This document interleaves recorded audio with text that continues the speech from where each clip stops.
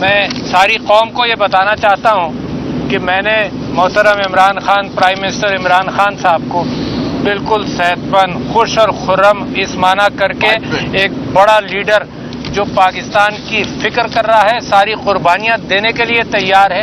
اور یہ بھی میں آپ کو بتاؤں کہ یہ وہ لیڈر ہے جو دنیا میں اس وقت سب سے زیادہ پاپولر آدمی ہے. کیوں؟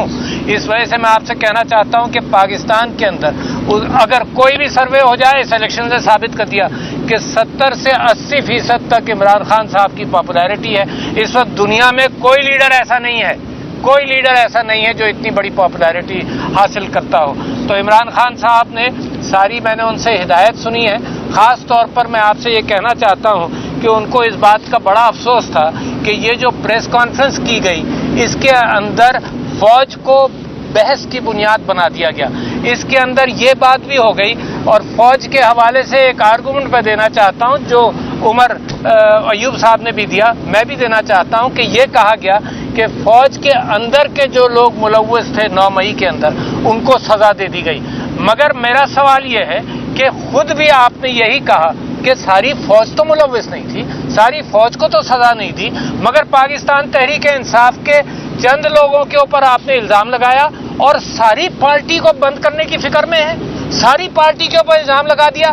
کیا یہ انصاف ہے؟ ہم بھی سمجھتے ہیں کہ فوج ساری اس چیز میں ملوث ہی نہیں ہے. عمر ایوب صاحب نے کہا کہ چند لوگ ہیں، مگر آپ نے ساری پارٹی کو بین کرنے کے چکر میں ساری پارٹی کا سمبل لیا گیا، ساری پارٹی کو دبایا گیا، ساری پارٹی پر آج بھی ظلم کیا جا رہا ہے. تو یہ ایک منطق ہے جو بالکل غلط. دوسری بات یہ کہ فوج کو بحث کی بنیاد بنا دیا، یعنی یہ آپ کا سکل سیٹ نہیں ہے، سیاست آپ کا سکل سیٹ نہیں ہے. اور پچھلے سپاہی سالار نے، قمر جاوید باجوہ صاحب نے چلتے چلتے یہ بات کہی کہ اب آئندہ فوج سیاست میں حصہ نہیں لے گی. اس کا مطلب انہوں نے اقبال کیا اس بات کا کہ جب تک تو فوج حصہ لے رہی تھی سیاست میں، اب نہیں لے گی. پھر آپ کہتے ہیں جی فوج کا کوئی ہاتھ نہیں، فوج کا انتخابات کے اندر کوئی ہاتھ نہیں ہے. ایک ایک بچہ جانتا ہے، لاکھوں کلپس موجود ہیں کہ فوج نے انتخابات کے اندر کیسے انٹرفیئر کیا. تو ساری فوج کی بدنامی کی بنیاد بن رہے ہیں. کیا ضرورت ہے پریس کانفرنس کرنے کی؟ آپ نے فوج کو نقصان پہنچایا، فوج کی آرگنائزیشن کو نقصان پہنچایا، فوج کے بزنسز کا شوشہ چھوڑ دیا آپ نے، وہ باعث بحث بن گئے. اور اس وقت حال یہ ہے کہ ایک کرٹیسزم آپ نے پوری فوج پر انوائٹ کیا. چند لوگوں کا کام ہے. الیکشن کے اندر جو مینڈیٹ چھینا گیا اس کی ذمہ داری سب لوگ جانتے ہیں. ہزاروں کلپس موجود ہیں جس کے اندر کچھ اہلکار ذمہ دار ہیں، کچھ اہلکار موجود ہیں. اور جب آپ آ کر یہ کہیں گے کہ نہیں ایسے ہم لوگ کوئی فوج کا اس میں ہاتھ نہیں ہے، فوج کا یقیناً ہاتھ نہیں ہے، مگر کچھ لوگوں کا فوج کے اندر سے کچھ لوگوں کا ہاتھ اس کے اندر ہے. تو میں سمجھتا ہوں کہ پاکستان کے حالات کے اندر اس بات کا امکان ہے. تیسری بات آپ نے یہ کہی کہ جی معافی مانگی جائے، تو مجھ سے کا سوال ہوا لاہور میں، تو میں نے یہ کہا کہ معافی وہ مانگے جس پر ظلم ہو رہا ہے، یا معافی ان کو مانگنی چاہیے جو ظلم کی بنیاد بن رہے ہیں. یہ بڑا اہم نقطہ ہے. میں اس ظلم کے باوجود ساری قوم کھڑی ہے عمران خان صاحب کے ساتھ، اور میں سمجھتا ہوں عمران خان صاحب جو امید کی کرن ہے، اس وقت عقل مندی کا تقاضا یہ ہے کہ زمین کو پہچانا جائے. اس وقت عقل مندی کا تقاضا یہ ہے کہ وہ فوج میری جس نے بڑی خدمات ادا کی ہیں، جس کے لوگ شہید ہوئے ہیں، اس فوج کو بدنام کرنا میں سمجھتا ہوں یہ بہت ہی خراب ایکٹ ہے. اور اس انداز سے نہ آپ کا سکل سیٹ ہے سیاست، نہ سیاست میں انٹرفیرنس ہونا چاہیے. اور سیاست سے دور رہ کر جن لوگوں کو قوم نے مینڈیٹ دیا ہے ان کے اوپر بھروسہ کریں. یہ سوچنا اور یہ کہنا کہ نہیں 70% پاکستان کے لوگ اور نوجوان غلط ہیں اور ہم چند لوگ صحیح ہیں، یہ تو بالکل ایک غلط منطق ہے جو تباہی کی طرف لے جائے گی.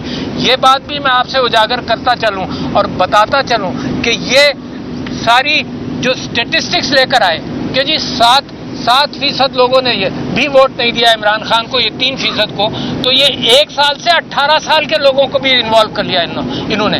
ہوتا یہ ہے کہ اگر غلط کوئی کام کیا جائے، انلیجیٹمیٹ کام کیا جائے، تو جو لوگ کر رہے ہوتے ہیں وہ لیجیٹمیٹ اتھارٹی آرگنائزیشنز کو کرٹیسائز کرتے ہیں، اور نتیجہ یہ ہے کہ جمہوریت کے اوپر تنقید چل رہی ہے.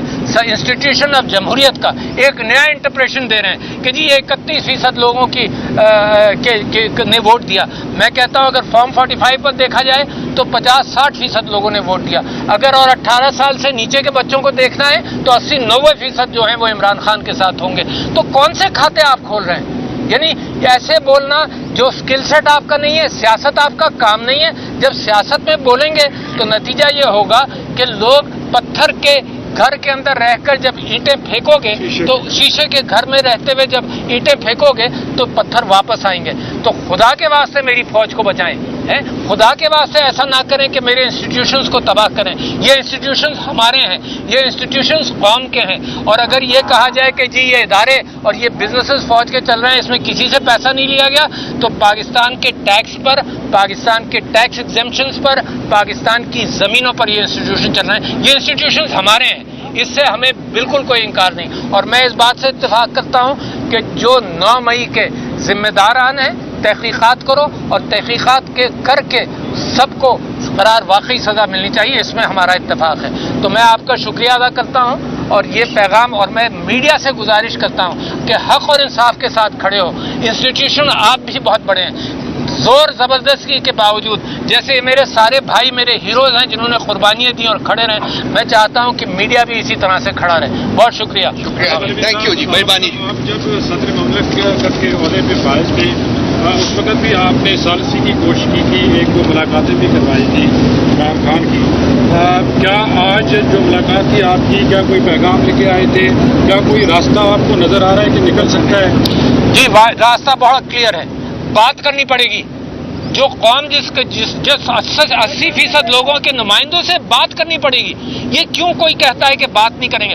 اچھا، اور اگر کوئی ایسا آدمی ہوتا جس کا ویژن چھوٹا ہوتا، وہ کہتا نہیں میری انسلٹ ہے، اگر تم کہتے ہو بات نہیں کریں گے تو ہم نہیں کریں گے. یہ عمران خان ہے جو اس انسلٹ کے باوجود یہ کہتا ہے کہ اگر قوم کو بچانا ہے تو بات چیت ضروری ہے. تو ابھی بھی بات چیت کا راستہ ہی ہے، کوئی جنگ کا راستہ نہیں ہے. اور جب آپ پرامن لوگوں کو، جب آپ جمہوریت پر بھروسہ کرنے والے نوجوانوں کو آپ نا امید کریں گے تو مجھے خطرہ یہ ہے، مجھے ڈر یہ ہے کہ کہیں یہ دوسری طرف نہ نکل جائیں. تو یہ پاکستان عمران خان کا کریڈٹ ہے، اس کا احسان ہے کہ ان سارے پرووکیشنز کے باوجود وہ کہتا ہے کہ آئین کے دائرے میں رہ کر ہم نے کام کرنا ہے، پرامن رہ کر کام کرنا ہے. تو یہ اس کا کریڈٹ ہے، بڑا لیڈر ہے وہ. علوی صاحب، آپ نے کہا آئین کے دائرے میں رہ کے گفتگو کرنی ہے، تو آئین کے دائرے میں رہ کے سیاسی جماعتوں سے کیوں گفتگو نہیں ہو سکتی ہے؟ جس میں پارلیمان کے حصے ہیں، عمر ایوب صاحب اپوزیشن لیڈر ہے، تو اور دوسری پارٹی سے کیوں گفتگو کرنا؟ اچھا جی، اصل میں کام یہ ہے، آپ لوگ پہچانتے ہیں طاقت کس کے پاس ہے. فی الحال یہ سیاسی جماعتیں تو ملوث ہیں فارم 47 کے اندر. ان کا تو کوئی سروکاری نہیں ہے حکومت کے اندر. یہ تو دیمک کی اینٹوں پر یہ معیشت کا سچا راستہ کیسے بن سکتا ہے؟ یہ معیشت کی امید لگائی ہے ہم سب نے کہ معیشت بہتر ہوگی. کہ آپ تصور کر سکتے ہیں کہ ہر طرف جھوٹ ہو، ہر انسٹیٹیوشن کے پیچھے جھوٹ ہو اور معیشت کی دیوار سچی کھڑی ہو جائے گی. تو میں سمجھتا ہوں پاکستان کی معیشت کے ساتھ، پاکستان کی ساکھ کے ساتھ، میری فوج کی ساکھ کے ساتھ ایک مذاق کیا جا رہا ہے جو پاکستان کے لیے بڑی خطرناک ہے.